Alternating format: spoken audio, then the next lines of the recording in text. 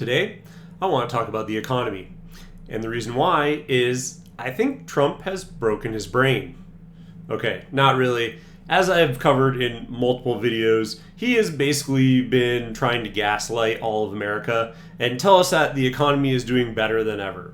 That's right, just like Joe Biden's tenure, he's telling us that because the stock market is at all-time highs or near them, well then the average American is just doing better than ever, gosh darn it. So recently there was an interview with Trump where he was asked how he thinks the economy is doing. As everyone probably knows by now, he's called the affordability crisis a scam, which I am not particularly aligned with in ideology. And he said the economy got an A+.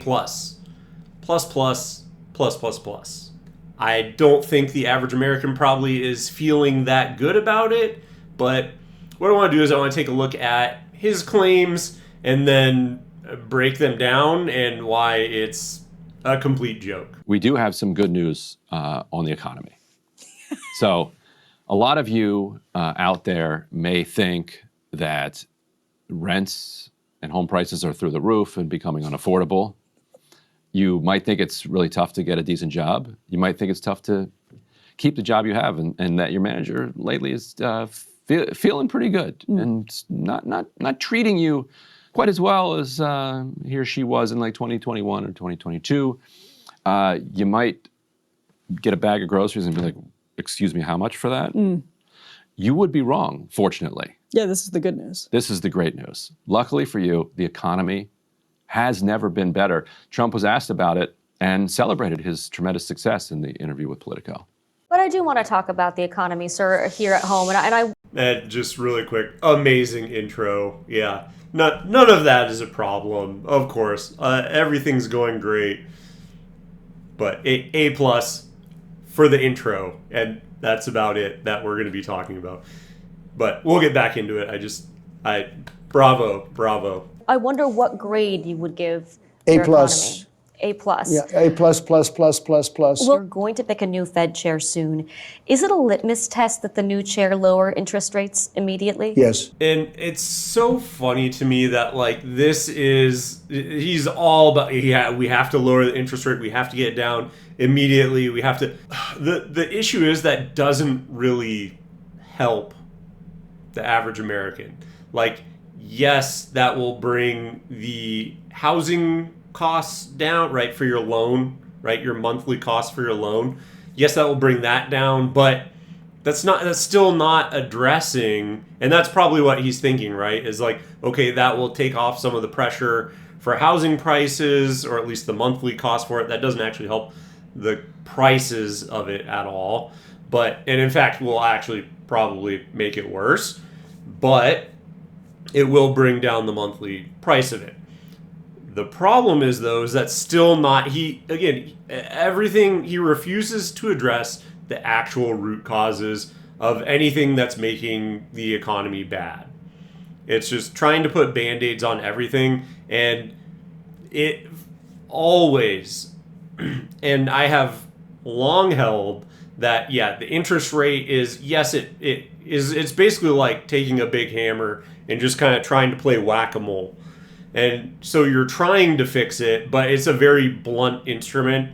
You're not actually being able to go in and repair the things that are wrong. Okay, well, if we get private equity out of housing and we do some sort of national project to start building entry-level housing, and these are the things that actually need to be done. But that's not the sexy answer. So that's not what he's going to try and chase. That's not what he's going to try and do. And so, yeah, it makes it way more challenging to actually solve the problem when you refuse to acknowledge it. But then, again, you're using a blunt force tool that's not actually going to fix what the causes are. Well, this guy too. So the economy is A+++++++++,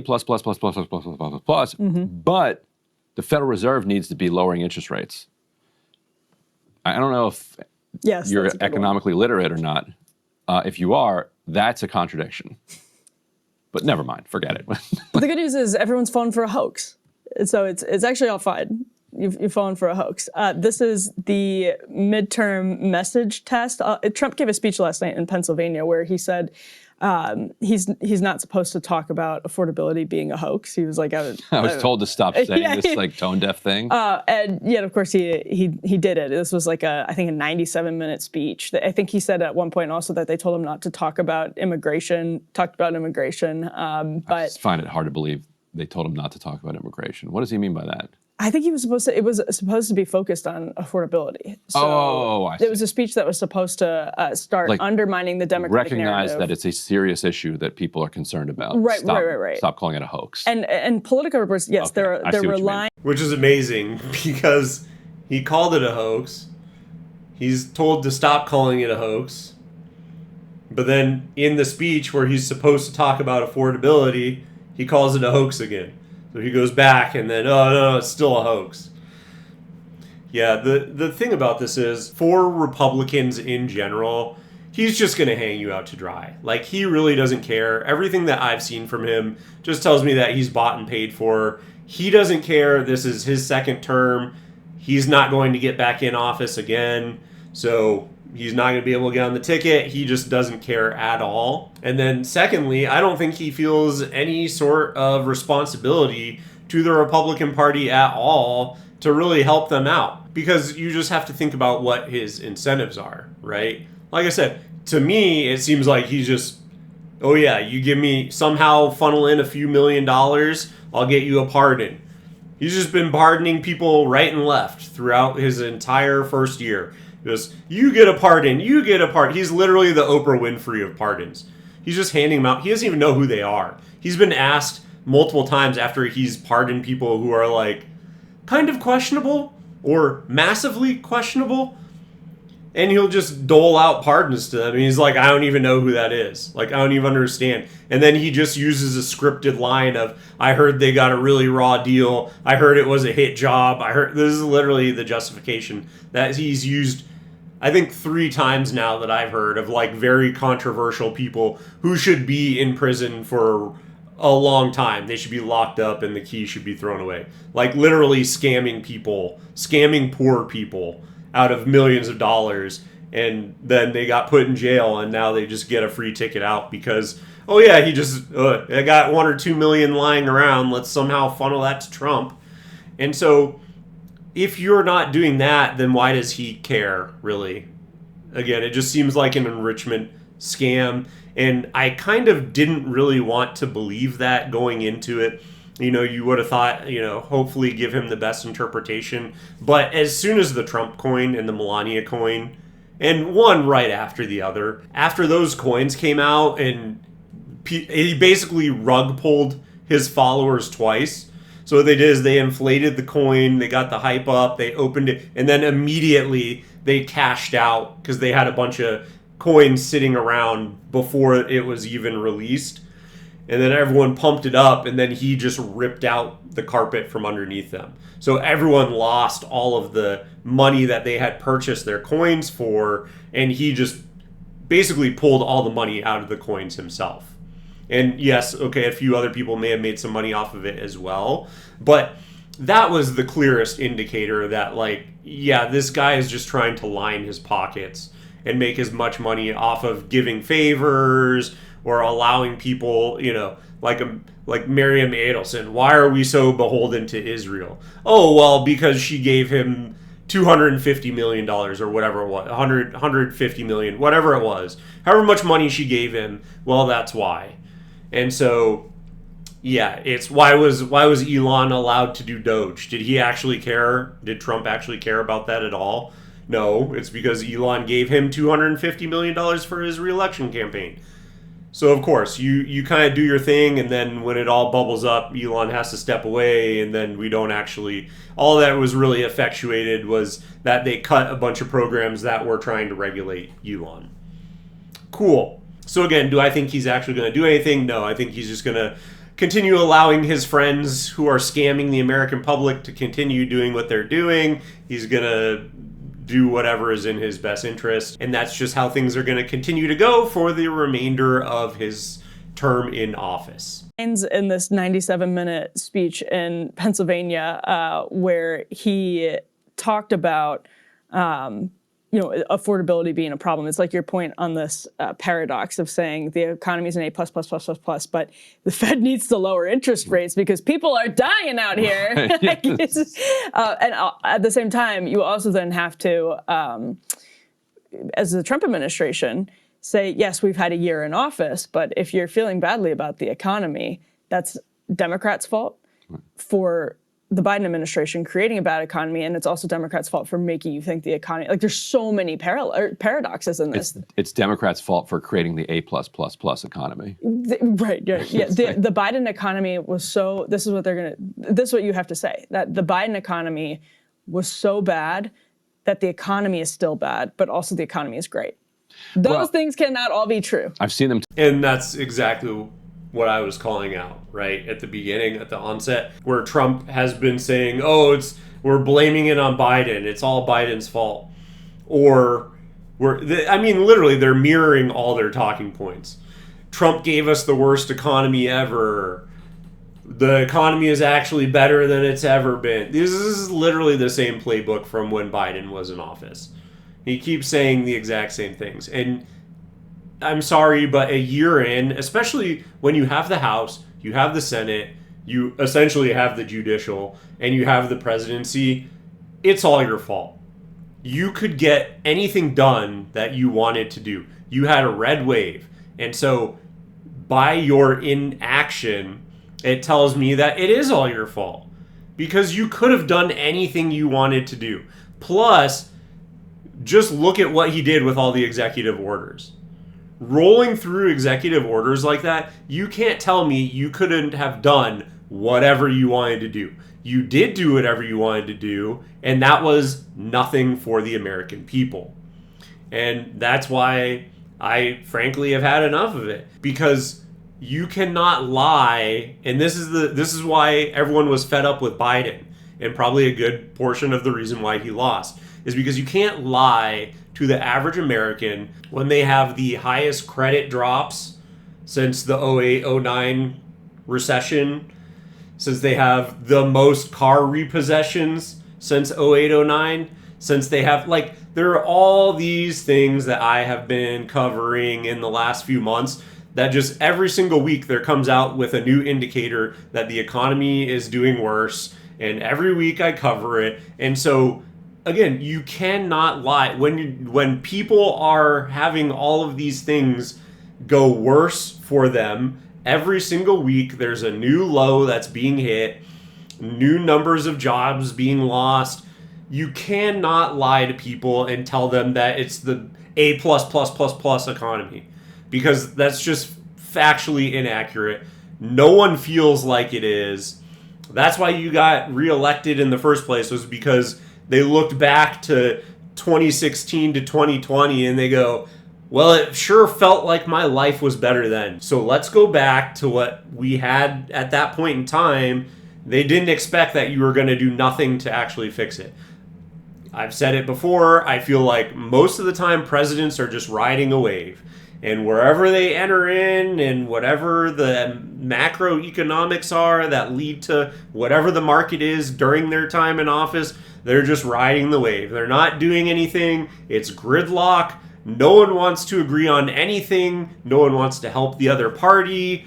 The only way that they agree on something is if it's something that's awful for all of us. And that's things like endless wars in the Middle East. That's about it.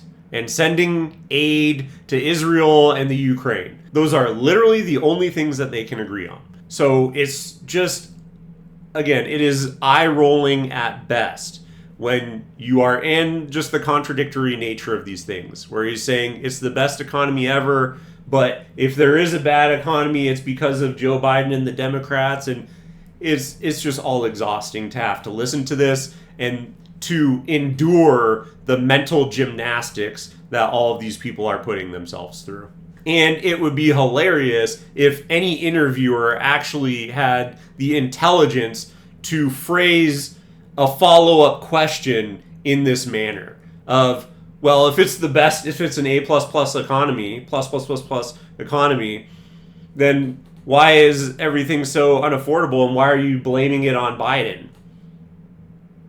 Those things don't seem to mesh very well with each other. Talking about rates of growth and improvement, and so maybe they'll start to say it's really great just not for you, and that's kind of a you problem. Yeah, it seems like everybody else is. I mean, that's actually true if he's talking about the people who he interacts with, right? If he's talking about the ruling class, things are going great for them because they have all their stocks in Raytheon and AI and, military industrial complex and NVIDIA, and they have all their stocks in there. They know, because insider trading, they know where the economy's going.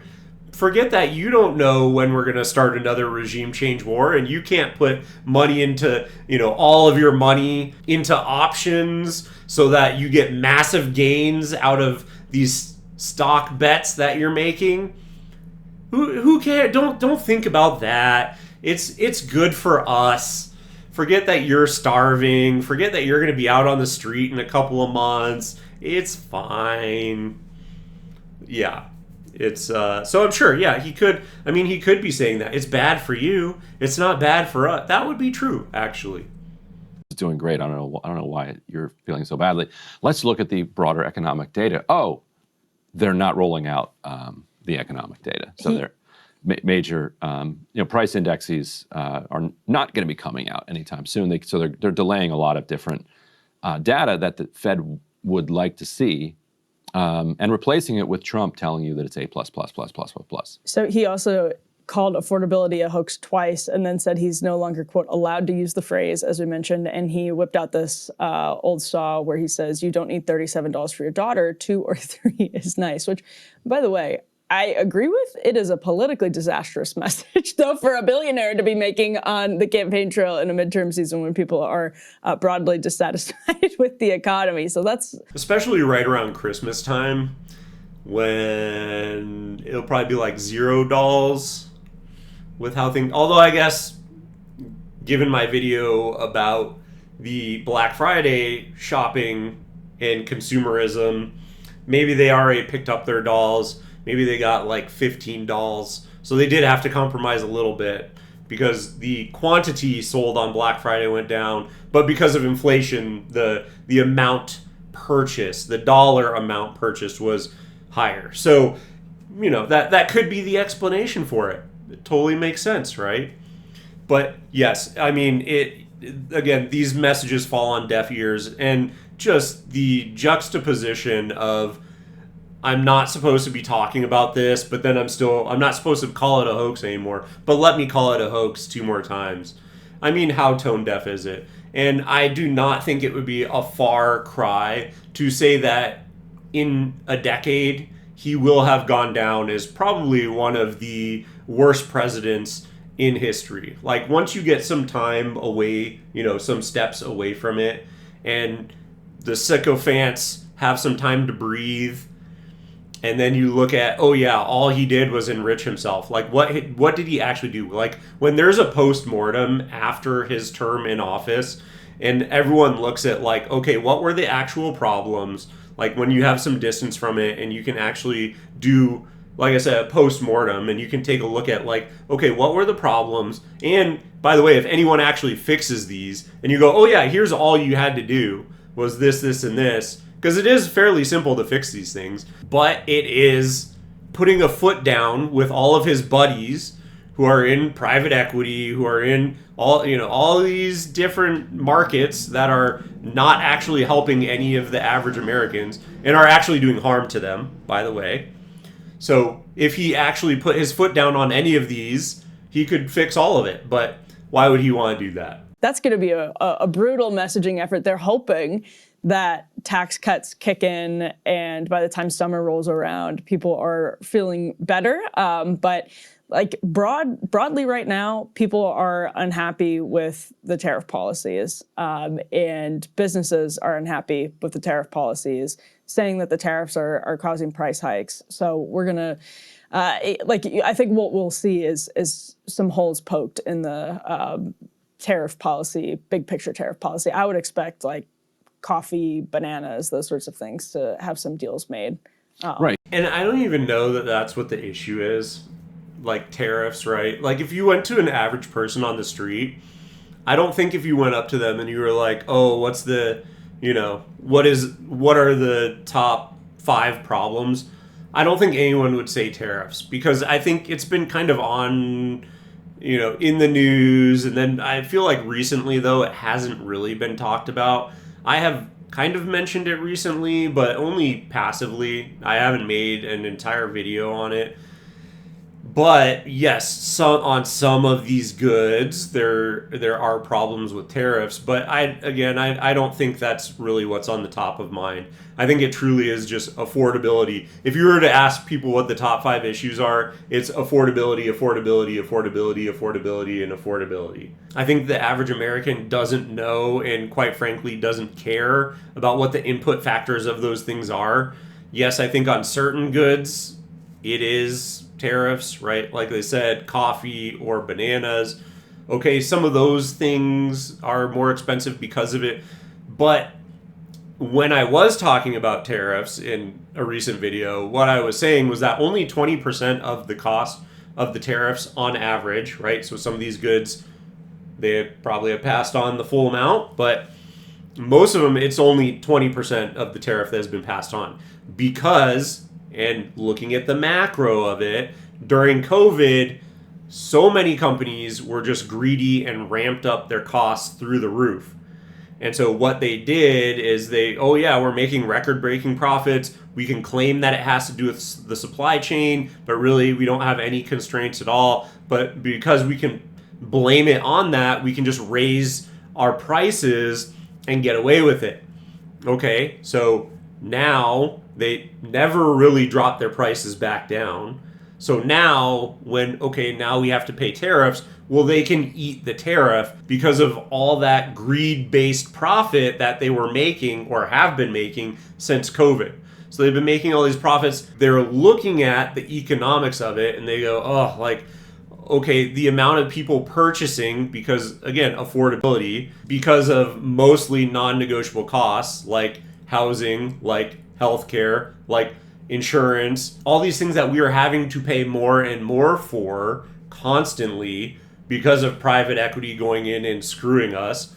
Well, now all the consumer goods, we can't really buy as many of them. And so the economics that are happening with it, these companies are starting to see that. And so they say, we literally cannot pass any of the tariffs that we're having to pay on to the customer because our sales numbers are already starting to slide. So we have to just eat the cost of the tariffs. So that's why you're not seeing the huge price increases that I think most economists were expecting that consumers were going to have to take on the burden of, is because, once again, their sales numbers are already slipping, so they can't charge more for their products. Again, that's my macro take on why the tariffs are not that bad. But like I said on the onset, I think this is something that people are not really thinking about and not pinning the blame on particularly. I think some people who are a little bit more in the weeds might understand that, yes, some products are more expensive because of tariffs, but I don't think they're as bad as most people that are decrying them are making it seem like they are. And not for a good reason, mind you, because literally, as I laid out, it's because corporate greed that was never wrangled in from COVID. So they have a large enough margin that they can just eat it themselves. I'm going forward. I think we tried to encourage our local banana growers to increase production and encourage our American coffee producers, but apparently only the Hawaiians were willing to step up. And nobody else here in the continental U.S. And Alaska basically has produced zero coffee despite all of the tariffs. Like, what is wrong with them? And so I think at some point you just have to recognize. Ryan is on one today. This is hilarious. He's usually pretty dry, but these are some pretty good jokes. Obviously Hawaii and maybe Florida are pretty much the only places in the U.S. that you could possibly grow any of, bananas or coffee. And so, yes, it's a joke to think that we obviously cannot produce these things in the United States at all, at least at any sort of capacity. Plus, they're already producing other things in those areas, and Hawaii's landmass is not that great, and et cetera, et cetera. There's a bunch of reasons why, yeah, we don't have the capacity to create the amount that there is the demand for in the United States. Is that the American people just aren't up to snuff when it comes to, growing coffee beans. So at that point, you're going to have to back off the tariffs. But he is willing. Well, if it's a problem with the American people, we should just bring in H-1B visas for that too. Or illegal immigration. I think illegal immigration might be more the route to go. So maybe we reopen the border, and then to increase tariffs on some goods, he said, if we can roll this next one. Consider more carve-outs on other goods that Americans find too expensive? Well, some carve-outs, you mean from tariffs? From tariffs, yeah. Like coffee, like bananas. Sure, and I've done that already with coffee. They're very small carve-outs. It's not a big deal. So would you rule out reducing tariffs on any more goods? On some, and then some I'll increase tariffs. Because you know what happens is because of tariffs, all of the car companies are coming back. So meanwhile, he says he's going to increase tariffs. Car companies all coming back. Manufacturing jobs have collapsed faster than any time since the financial crisis under Trump. It's actually rather shocking. The manufacturing jobs exploded under Biden and are collapsing under Trump. Apparently there's $20 trillion flooding in. I saw Batya saying that on the network she's on now. $20 trillion is flooding in because of tariffs. What are they doing with this $20 trillion if they're actually firing tens of thousands of manufacturing workers every month? So Reason had a good roundup, and obviously Reason libertarians they don't like tariffs, right? Detest tariffs, but they had a good roundup of just the big, like the aggregate picture right now, looking at surveys of business owners and the data overall. And so that's where I think, as sympathetic as I am to the point that Batya is making, that some of this is necessary, and some of this, in the long term, if done correctly. Right, we're both sympathetic to the idea that we need a manufacturing base. 100%. And that we should have federal policy to encourage it. 100%. Including tariffs. Right. And so I'm not completely closed-minded to the possibility that if this continues, if these policies continue and are done really strategically in a year or 2 years, that the costs are worth the benefits. But right now, these tariffs have been haphazard. The haphazardness has continued since the Liberation Day period. And so just the macro of what he's laid out there, right, what Ryan had said, is that the reason why they flourished during Biden is because of basically the CHIPS Act. So if you think about it, right, when they did the TSMC plant in Arizona, as they were getting that up to speed, they brought in a bunch of people for that, and they attributed those jobs to that act. So it looks like, yes, okay, we're going to have all these people, and there was basically a bunch of money that was earmarked for CHIPS, right? CHIPS Act. So it wasn't just TSMC, but there were a bunch of other companies who basically did the same thing. So that was the goal of it, was to bring those, that critical infrastructure of chip manufacturing back into the United States. So that is why that went on that run, and why there were so many created then. Now for Trump, the goal, and long term this may play out, but the problem is because he's so off and on, as I think everyone has seen. Okay, where do we stand on tariffs? The issue with it is that when he was off and on, especially in the beginning, where he's like, it's off, it's on, it's off, it's on. Okay, let people buy a bunch of quantity, store it in warehouses. Okay, now we're going to turn the tariffs back on. Okay, now the judicial branch is expressing doubt about whether it's legal, that these tariffs, the way that they're done. Okay, now maybe it's going to be off again. And so the problem with that is there were a bunch of commits, right, at the beginning, where they're saying, okay, we're going to build new plants, The problem is that it's going to take years for these companies to build plants. And so while that is going on, you're not going to see the manufacturing jobs come in immediately. And even when they do, when they get these plants up and running, we're in such a place now where, and I've talked about it before, but there is a car manufacturing plant in Germany that was completely operated by robots, the entire thing. And so, yes, it may have been overseen by humans, but for an entire year, they had robots making cars. And so when you are seeing these companies coming in, well, then, of course, they're building and here's the issue with it. They're building brand new plants. And so when you are making those investments in infrastructure in today's age, so it's not like they're just flipping on a switch at an old factory and, okay, go to work. We're going to hire a bunch of people in. And no. They're building it from the ground up. And when you're doing that, you're going to take a look at what is the most cost-efficient way to do that. So even when they're saying, yes, we're going to build these new car plants, well, guess what? Now they're building it with very high levels of automation. They're not hiring people to put these cars together. They're using robots. And that is the thing, is I think as Americans, we are very detached from where cutting edge robotics actually are. Look up any video on it. They're way more advanced than you probably think they are. And so everyone that, AI is not going to take my job, go into manual work, that's not realistic. Robots are coming for every job. So you think, I'm in a plant, I'm helping put cars together, I'm welding, I'm doing this. No. None of those jobs are going to exist anymore.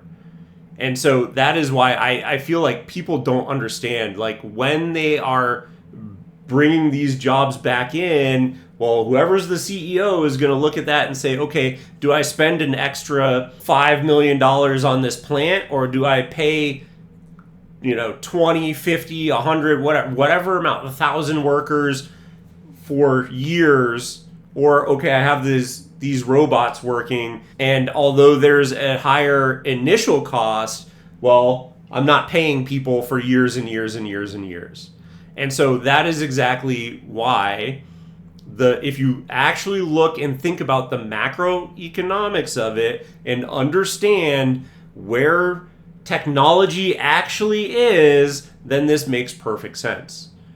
And by the way, the other component of it is that, yes, a bunch of the smaller guys are going out of business from these tariffs. So smaller businesses are being impacted, and those are the ones that, okay, we can't afford a huge manufacturing plant in China. We have to do things locally.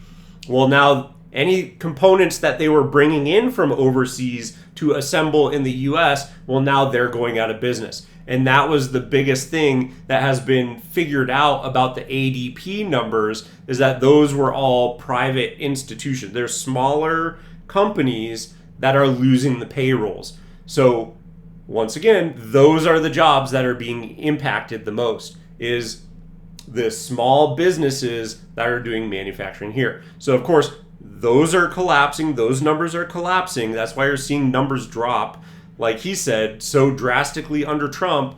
But then any of the new stuff that's coming in, these are bigger companies, and they're just going to pay for automation right off the rip, because that is going to be the best bang for their buck when they have to face, okay, what are the decisions that we're making for the future? And that's even if they think that these tariffs are going to hold up over a long period of time. Because otherwise they just say, okay, we hold out for the interim, and then eventually they're either going to get overturned for being illegal, or Trump's going to be out of office, and then they're going to take them all off, and it's not a long-term situation.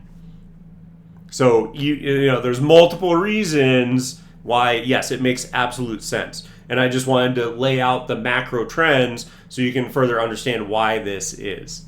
And that is creating an environment I don't even think is a fair test of industrial tariff industrial policy, because No, it's not. Yeah. it's, on the one hand, yes, there is some leverage for Trump being the kind of madman Nixon figure where you don't actually know what he's going to do. You just hope that different companies are betting on the U.S. They got these big tax breaks for manufacturing and all of that. But that actually has to work in the long term. And so far, prices are higher and manufacturing jobs are continuing to slip. And manufacturing as part of GDP is still not going up. Right. So. Right. And it seems like the main reason for that is that if you manufacture something here in the United States, there's a 99% chance that significant amounts of your inputs come from overseas. Mm-hmm. And there was no accounting made for that in the tariff policy. So the idea would be, okay, well then you're going to encourage domestic manufacturers to make those inputs. Mm-hmm. But in the meantime, the American companies are just going out of business. And so then there's no incentive to have the inputs made domestically because your customers are out of business. Right. Or they moved overseas where they don't have to pay the tariffs. So Jameson Greer, obviously, the trade representative, U.S. trade representative, and this is, I'm reading from the... And that is the problem with what they have done with just the blanket across everything, is that there's no, and I said it at the time, there's no rhyme or reason, because tariffs are necessary, in my opinion.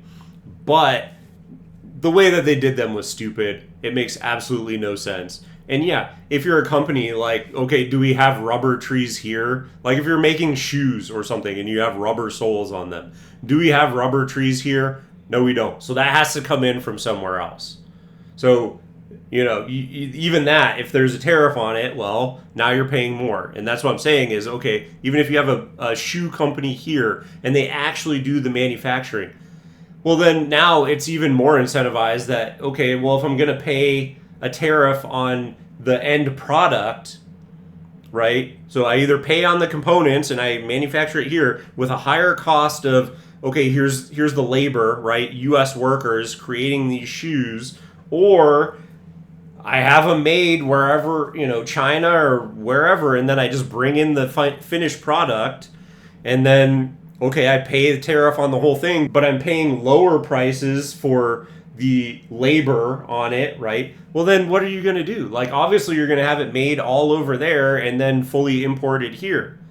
So it just, once again, it doesn't make any sense. There should be some graduated, okay, we want the manufacturing here. Well, if you bring in the base components, then the tariff either is non-existent or it's very low. But if you bring in the finished product, then the tariff is significantly higher. But when you just have a, broad, everything is tariffed at the same amount, then you're not incentivizing what you actually want to do, which is bringing the manufacturing back in-house. Eric Boehm piece and reason that I just referenced said he gave 2 points or 2 ambitions of the tariff strategy, 2 metrics by which you could judge the tariff strategy. He says the trade deficit needs to go in the right direction and manufacturing as a share of GDP needs to go in the right direction. Now, you may agree or disagree with those as metrics, but they're what the administration has set for itself. Boehm notes from January through July, America's trade deficit was $840 billion, so it was about 23% larger than during the same months in 2024. And now he's saying also, Boehm is arguing, and I think these are pretty persuasive numbers, the manufacturing sector is being crushed by tariffs. He says monthly surveys by the Institute for Supply Management show that overall manufacturing activity has declined for 7 consecutive months through September. So that's brutal for the aggregate picture because the administration has listed all of these examples of manufacturing being brought back to the U.S. The Wall Street Journal highlighted this fascinating example of Sharpie, which bet on the U.S., opened this factory in Tennessee, brought new jobs to Tennessee. But then you have this separate survey that Boehm points out. This is from the Dallas Federal Reserve in August, found just 2.1% of business owners believed the tariffs had a positive impact. And in manufacturing, 70% of firms said they had negative impacts. 70% of firms said they had negative impacts from the tariffs. So the aggregate picture as of right now, December 2025. I mean, obviously that the 70% is a no-brainer, right? Because all they're looking at is, okay, well, my inputs cost more, or the cost to bring in my final product is more because of the tariffs. So of course they're going to say it's 100% negative, but that's not an impartial party. I did lay out the case that it's probably negative anyway, right? I just spent all that time talking about it. But at the same time, the tariffs that Trump created have not been done in any sort of way that it would make sense and actually help our economy. 8 months after Liberation Day, is not what the administration would want to see. It's not meeting their own goals at this point at all. And so they're going to have to, in the new year, I would think, Ryan, make sharp, significant, dramatic changes to their policies. Yeah, and I think I might have said a year ago that one guess I had is that he might just tank the economy for a year and then lift the tariffs, with enough time into the midterms that you've got the economy growing again. And it feels like he did it. He's on his way. So we'll now. No, but like it would feel to consumers like this was a Trump because like things are getting better. Yeah. Prices are going down because he lifted the tariffs. Right. That'd be really funny. And then he puts them right back on in like January, destroys the economy for another year, and then heading into the presidential election, lifts them again. And it's an interesting theory, but I don't know that that's what actually happens. Because if I were to bet on it, I would say he just leaves them on and he doesn't care. I mean, as I have outlined, it just seems like he's for sale. I don't think that it's going to move the needle for him. He doesn't care. He doesn't feel any sort of responsibility to the Republican Party. He's just going to leave them on because he thinks that it's great. Even though obviously the indicators are pointing that the way that he has done them, and I'm a huge advocate for tariffs, but not how they've been executed. And so all the data is pointing in that direction, but then he just looks at, and this is exactly when he's talking about the economy. Oh, well, the stock market is higher than it's ever been, or it's near all-time highs, or whatever. Wherever it happens to be on the day that you're talking about it. He looks at that and he says it's great. So same thing here. All he's going to do is look at, well, how much money have we collected from tariffs? Look how amazing this is. Okay, I guess, but at the same time, well then, what are we seeing any benefit from that? We're not. You talked about maybe we'll give out money to people from this tariff money that's been collected. We haven't seen a cent from it. I'm very skeptical that will ever happen. So we have all this money sitting aside, and for what? So I just think he's not going to be looking at any of the indicators that are actually being discussed here with manufacturing jobs going down, and I think he's just going to look at the money that has been brought in from the tariffs and just go, oh yeah, this is great for America. Meanwhile, everything's going in the wrong direction. Every other indicator is pointing that it's been an issue, but again, he's going to look at the one thing that proves that, oh yeah, I was right all along with what I wanted to do.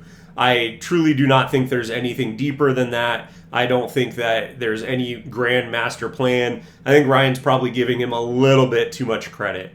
I don't think he's thinking that deeply of like, oh yeah, screw the economy and then Republicans are responsible for making it great leading up to the midterms.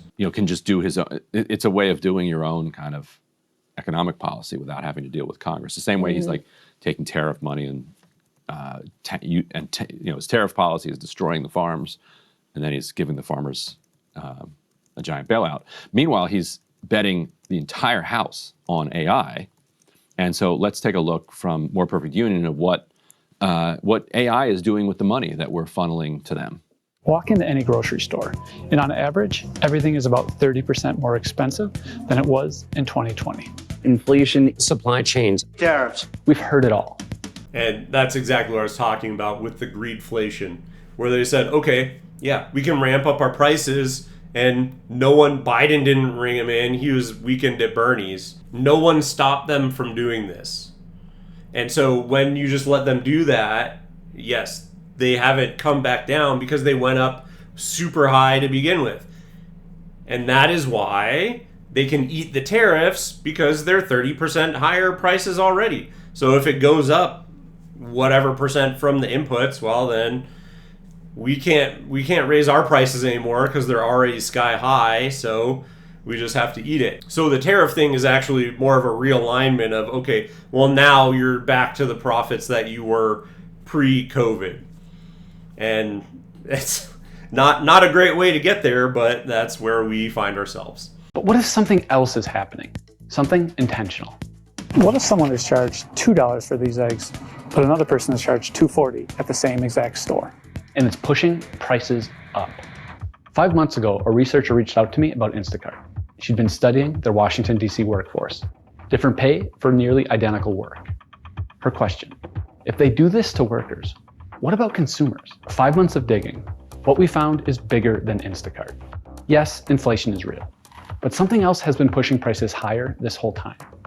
There's a system, one that grocery stores and tech companies built together.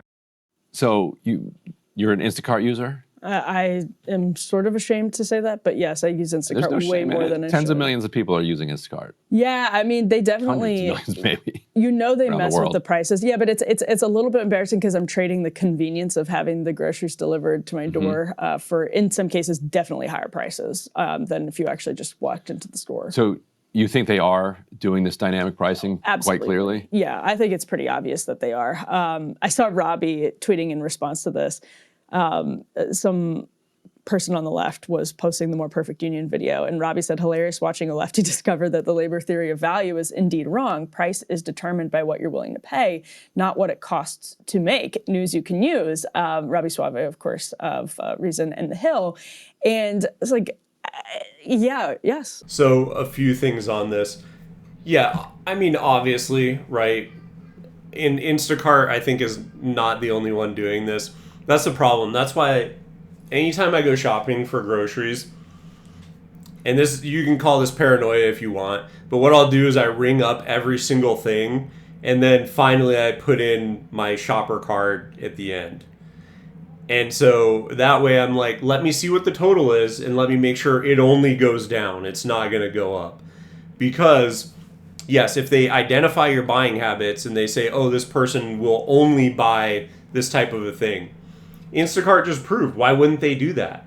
And it's also funny because if you have seen conspiracy theories about, and in that video, they had the price tags with the digital display. I have seen multiple stories of people saying, and I don't know if this is true or not, but what they will do is they will identify the customer, follow them around the store, or do facial scans, which I don't think they actually have built into the IDs. So I'm not saying that I think this is what's happening at all. But in a dystopian future, I could 100% see this as being something that would happen. But they literally, okay, where is this person in the store? And then people have claimed to see the pricing updating as they walk by products. So like if you're someone who's identified as being able to afford more, well then when you walk by a certain product, the prices change live as you're walking by each thing. So, oh, this person can pay 10% more, 20% more. Every single one of those will update as you walk by. I don't think that's what it actually is. I saw them recently. They've been installed at a Walmart near me.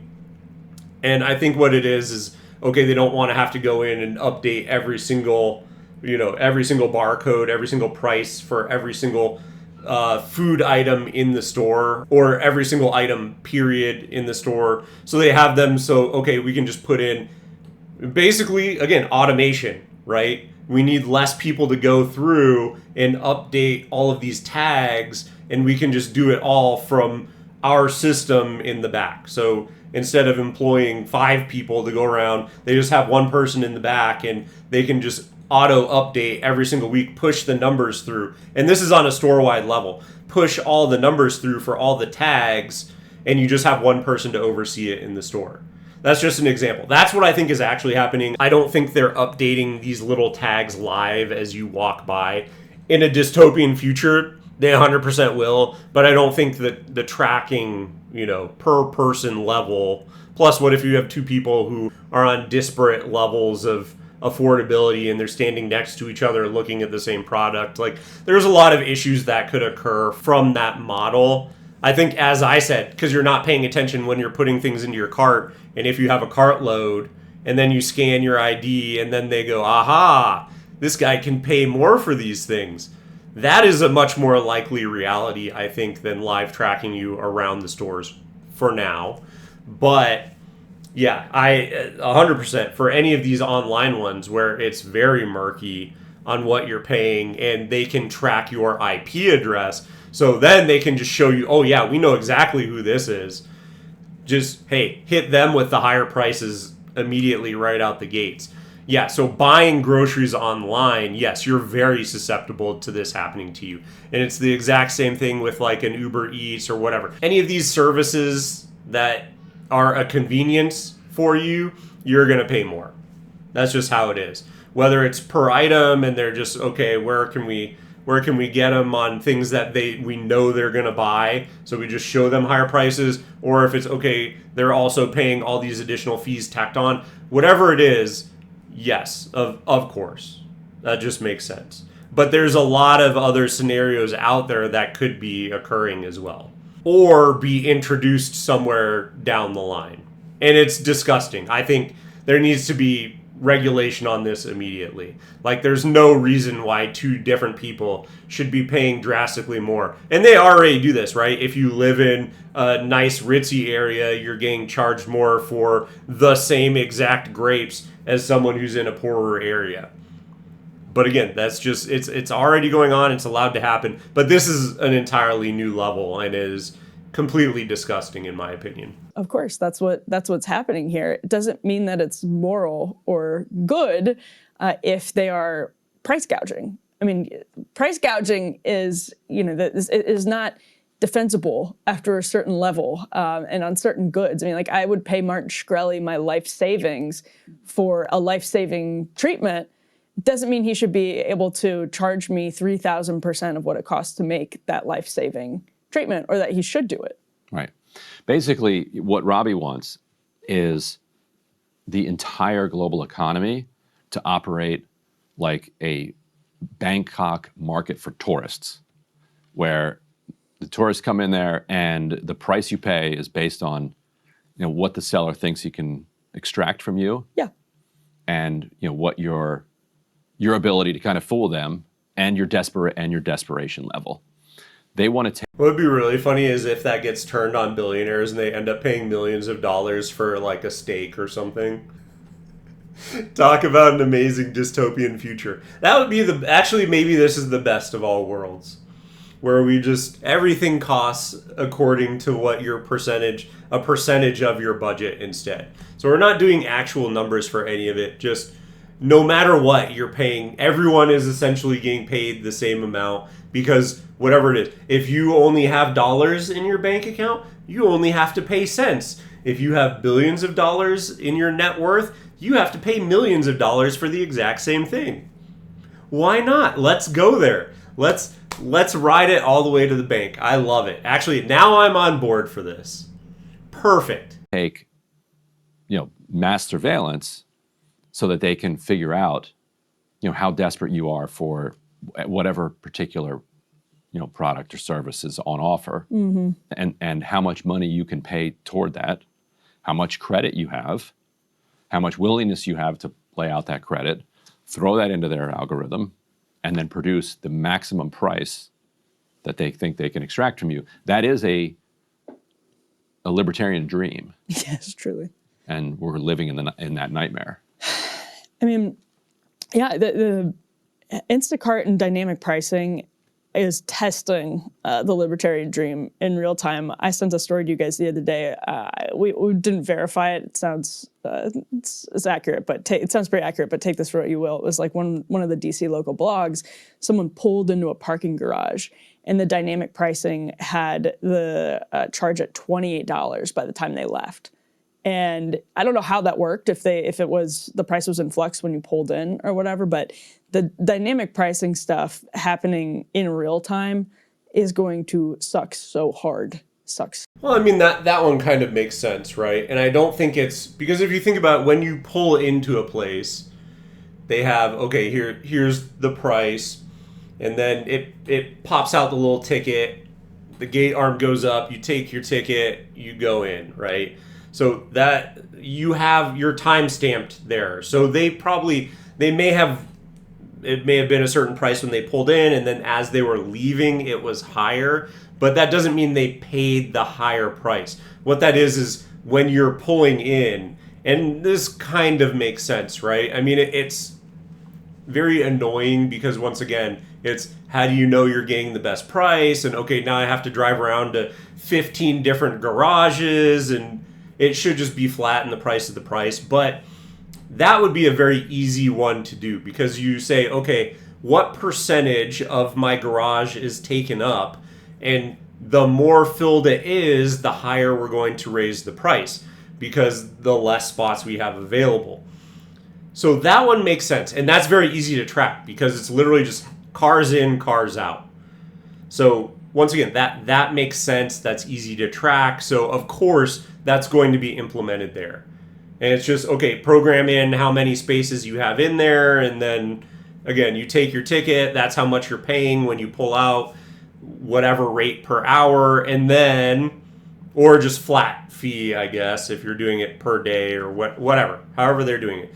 But then, yes, as it fills up, the price goes up. That's easy. That's an easy dynamic pricing. That's not shocking to me. That's not surprising. This is why I've always said I hate paying for cover and I hate paying for parking. There's other things I hate paying for as well. But like those are the things where it makes me want to pull out my hair, is because you're paying for nothing.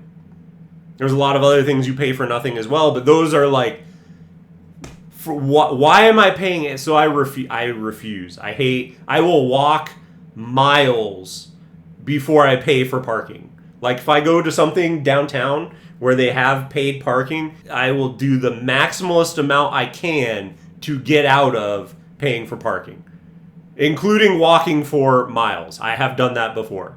So I hate it. The whole thing is stupid, and this is just another example of why. So hard, because if you're organizing your life around particular prices, which is what people who live paycheck to paycheck, which is most of the country, actually do. For example, this part of my routine, I go to Wendy's for coffee and breakfast because it costs X amount of money that I've budgeted.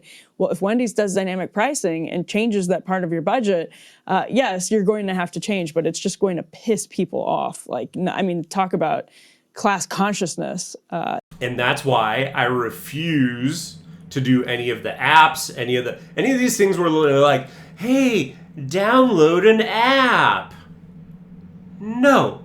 First of all, I don't go for fast food anyway. But anywhere where I have to have an app, all you are doing is literally telling them what you would pay for such and such a thing. And what they do is they go, oh, Emily's coming in so she can get her coffee and breakfast sandwich. Well, what if we raise it up 50 cents for that? Okay, she's still coming in at the same regularity. What if we raise it another 50 cents for that? And you're putting in your app and you're going to get it beforehand, and you might just think, oh, they just raised their prices. No, what they're doing is they're testing to see what you're willing to pay. And by allowing them to know who you are and track your spending habits, you're giving them free data and you're allowing them to build a profile of how much you are willing to pay. You are allowing them to take advantage of you. So yes, you may end up paying more, but that's just the price that you should assume it is. Don't go in and use their stupid apps because now you are the service. They're basically selling to your willingness to pay. That's going to spark some real backlash. Yeah, and you put up C4 here. Despite the economy cruising at this A+++++ rating, the bankruptcies are at their highest rate since the Great Financial Crisis. That's which is weird. That must be, poor personal decision making on the part of a lot of Americans, given that Trump has gifted you with this incredible economy. So a lot of people participating in this hoax here. the politics of this, obviously the administration is realizing, are a nightmare, and that's why they sent Trump to Pennsylvania last night to deliver the speech where he said... Here's the thing about this graph, though, yes, it is the highest since then, which is not good, right? But it's not that much of an increase over, 2022 is the low, right? So that was good. But yeah, it's not that much of an increase over what it has been the last couple of years. Like it's not great, right? But I'm curious if it does spike up like it did in 08 and 09. And the only reason why it might not is because I think a big portion of that was, yes, people trying to cancel out their debts, right? But during Biden, and this is something that I wasn't even aware of until the last week or so, but during Biden, they made it actually illegal. You can no longer discharge credit card debt during a bankruptcy. So that might be something where it might have a massive influence on the amount of bankruptcy filings. So it could shoot up. I think everything just takes a huge tank very soon, but that's a very high number, and I don't know if it ever gets to that level again.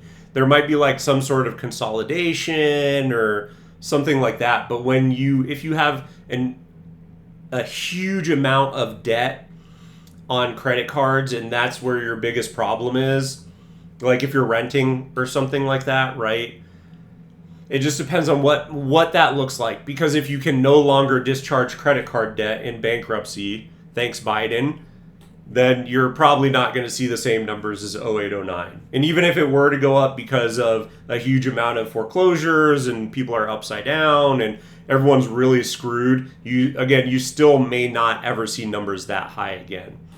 But just very interesting, and I'd be curious to see if it spikes up like that again, because I am someone who believes that the economy is in a very bad position and things could get really bad. That he wasn't allowed to call affordability a hoax, and did it multiple times. So they're going to have to put their heads together in the new year about this midterm cycle, because this, when you have something like Jake Sherman reported maybe 20 Republican House members contemplating retirement, they could be looking at a bloodbath. Yeah, and Matt Van Epps, who beat Afton Bain recently, basically almost never talked about Trump. Like, one thing you're noticing in a lot of these elections is that Trump is, where he used to be helpful, and having him on the ballot was useful. Republicans, don't take it from me, take it from Republicans. Republicans don't think that's the case anymore. But Suzy Wiles, so I have bad news for those Republicans. You know, the interesting thing is about that, I'm very curious if at some point in the next year, as we get closer to the midterms, a large proportion don't go Marjorie Taylor Greene style. And not the retirement portion of it, right, because she is retiring, but if they don't just completely flip and buck against Trump and just hang him out to dry. Because they go, my political future is in the balance, and I cannot be seen. I need to break as far away from him as possible.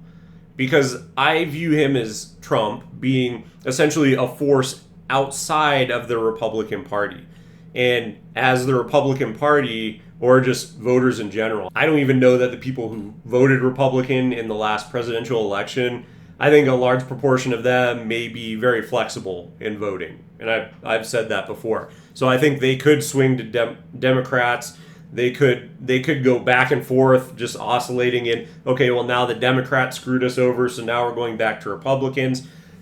I think that's very likely, but that is the thing, is in order to court those voters who are kind of in the middle and just swinging back and forth because they're not in a cult, basically, they may turn on Trump and be like, he's the one that's screwing us over. Here's what I'm going to try and do in our district and to try and make your lives better, and lay out some sort of plan that is vastly different from what Trump is doing.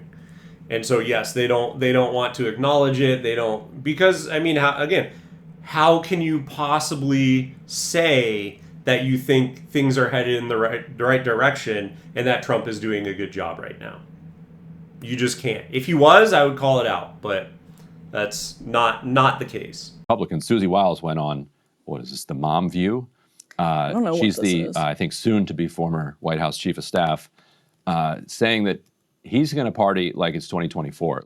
Typically, you, in the midterm, The Mom View. So if you didn't hate The View enough, now you get the Mom View. And the other thing about that is, what is the difference? Are these people younger than The View?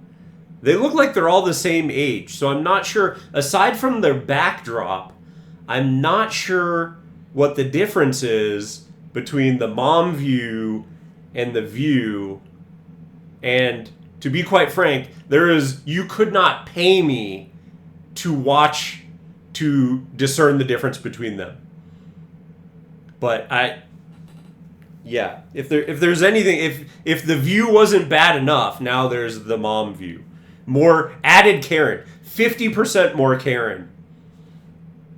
terms, it's not about who's sitting at the White House. It's you localize the election. Right. And you keep the federal officials out of it. We're actually going to turn that on its head. Good. And put them on the ballot, because so many of those low propensity voters are Trump voters. Yes, they are. And we saw a week ago Tuesday what happens when he's not on the ballot and not active. So I haven't quite broken it to him yet, but he's going to campaign like it's 2024 again. Oh. For all these people that he helps. He doesn't help everybody, Mhm. but for those he does, he's a difference maker. And he's certainly a turnout machine. So the midterms will be very important to us. He'll work very hard to keep the majority Yeah, in we- the Senate, we- and he'll use Okay, I figured it out. Number one, 66% more Karen, because two of them have the short haircut. And it's Republican. So moms, family value, Republicans, The View, just standard liberal slop. Got it. Okay, I figured it out. You don't need to tell me. I was able to discern it straight from here. So I got it. Good. I'm good. Thank you. himself, and he'll use his money that he's raised, probably his money too, and nobody can outwork him. So there's every reason to be confident, but we have to actually get it done. So I think, And she can believe that all she wants, but I'm going to go back to my point that I was making, where it's him just literally collecting money and enriching himself, and he doesn't care about anything that actually happens to the Republican Party after he is gone. And actually while he's in office. I mean, he's shown this first year that he really doesn't care. He wanted to get in office. He wanted to get out of the legal pressure that he was under. And then now that he's in, he's just cashing checks, collecting money, and forget everyone, forget the party, he doesn't care. And so why would he go out and try and basically draw out voters for any of these Republicans? I truly believe he doesn't care. And she can think that she's going to get him to go out and do this all she wants, but I think there's no way. Absolutely not. I think that is truly just wishful thinking. Democrats are pretty excited at the idea that Trump will be out on the campaign trail constantly saying that affordability is a hoax. However, can we confirm that that's even a show? What is this Mom View thing? I like how they're like permanently stuck in 2002. It seems like they're trapped in 2002. Including with their audio? Yeah, that was rough. I don't know what that is, but for Suzy Wiles, I think the strategy of sending Trump everywhere during the midterms is like you can see the wisdom in that. Trump motivates a section of the GOP base to vote. And without him on the ballot, Republicans really suffer. And a lot of people took that as a lesson from what just happened in the off-year cycle. Now, that happened in 2018. It's happened consistently since Trump has been the leader of the Republican Party. That midterm elections, off-year elections are real struggles for Republicans. So the wisdom of having Trump on the campaign trail is that you're motivating the Trump coalition, which other candidates have still never figured out how to replicate. The only person who really has is maybe Glenn Youngkin in Virginia in a very particular a very particular time. But without Trump, you have this massive advantage for Democrats because their coalition votes in midterms and off-year elections. We're going to talk about this later in the show because it's increasingly affluent. How funny would it be if literally every single Republican loses except for Thomas Massie? Because everyone loves him. And then if Marjorie Taylor Greene wasn't retiring. And so it's literally like the only good Republicans that have spurned Trump and are basically feuding with him. They're the only ones that win and everyone else loses. Poetic justice, maybe? And increasingly motivated to vote. And the opposite is true of Republicans. So if you have the affluent voters who are highly motivated, highly plugged into the news cycle coming out during the midterms, they're going to be more likely to vote for Democrats now. And the Republicans who like Trump but don't like the Republican Party on average, those types of voters that you need to make up the difference in the middle, they're not going to come out for, your average Joe Chamber of Commerce. Yeah, I think really the only way that would happen is if just mail-in ballots, right? Because then it's super easy. It comes to your house, you fill it out, seal it back up, and mail it out. But like if you actually have to go to a polling place, and I'm sorry, I would not, and I'm sure most of the people who voted for Trump, like Trump, people would crawl over broken glass for him, and or the Democrats did such a bad job during their 4 years, Biden's tenure, that people were like, we need some sort of fix. So I think there was a lot of incentive for the Trump cultists, the cult of Trump, and then also people who are just like, I literally can't afford anything. That was your coalition, pretty much. And now, while I still can't afford anything, I thought I was maybe making a difference. So you're gonna lose those because they don't care. And like, okay, well, Democrats sucked, and now Republicans suck. So now I'm not voting for anything. And then Trump's not on the ballot. I'm not voting for Trump, so I'm not climbing over broken glass for insert random Republican here. I'm not climbing over broken glass for Ted Israel Cruz. So that's the thing, is no one is going to really be that interested in coming out to vote, and it totally makes sense why. But I just wanted to cover this because, again, an interesting look at the economy. You get to swing back around for tariffs. You get to see Trump having cognitive dissonance about how bad the economy actually is versus just what he wants to say about it. And then also completely contradicting himself on a bunch of different talking points. I thought it was just interesting to kind of take a look at what is going on here and let you know kind of where things stand. But if you like the video, give it a thumbs up. If you're interested in more content like this from me, drop me a subscription below. It really does help my channel grow. And if you have made it this far, thank you so much for watching, and I will see you in the next one.